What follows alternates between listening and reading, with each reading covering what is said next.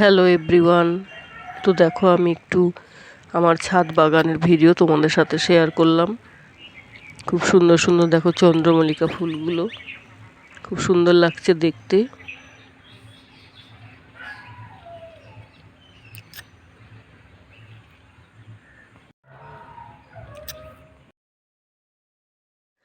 আর এটা আমার শিম গাছ। তো শিম গাছ থেকে আজকে শিম তুলছি, শিম তুলে ভাজি করব। খুব ভালো লাগে এরকম নিজের গাছ থেকে সবজি তুলে রান্না করতে। তো আমার শিম গাছটা দেখো পেঁপে গাছকে ধরে পুরো আমার ছাদে উঠে গেছে।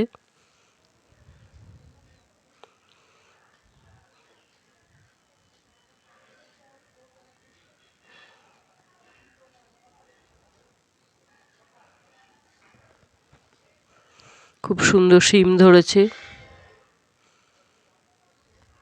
নিজের গাছের সবজির টেস্টটাই আলাদা হয় পুরো। আর দেখো একটু চারিদিকের পরিবেশটাও তোমাদের সাথে শেয়ার করলাম। খুব সুন্দর গাছপালা, চারিদিকে সবুজ সবুজ। তারপর দেখো ফুল গাছে সব জল দিচ্ছি।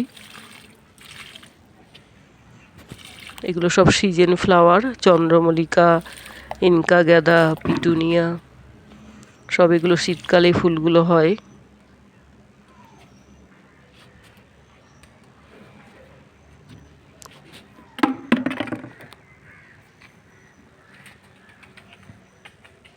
আর দেখো এই সুন্দর সাদা গোলাপটা, শীতকালে গোলাপটা হয়, খুব সুন্দর লাগে দেখতে।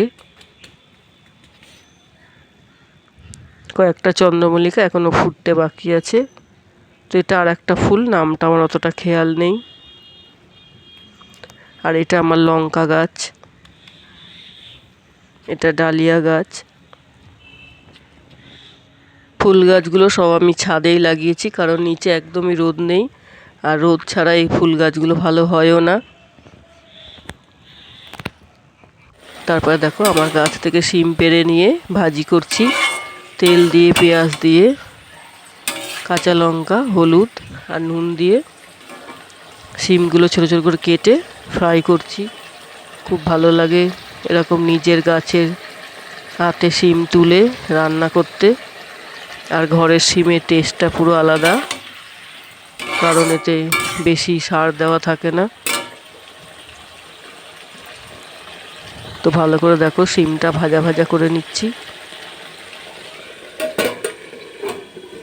একটুখানি জন্য ঢাকনা চাপা দিয়ে রাখলাম।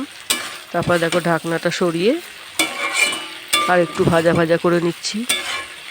কেমন লাগলো আমার ফুল গাছগুলো একটু কমেন্টে বলো, আর শিম ভাজাটা কেমন হয়েছে সেটাও একটু কমেন্টে বলো। ভিডিওটা ভালো লাগলে প্লিজ একটু লাইক করো। তোমাদের সামনে আবার হাজির হব নতুন ভিডিও নিয়ে। Thanks for watching.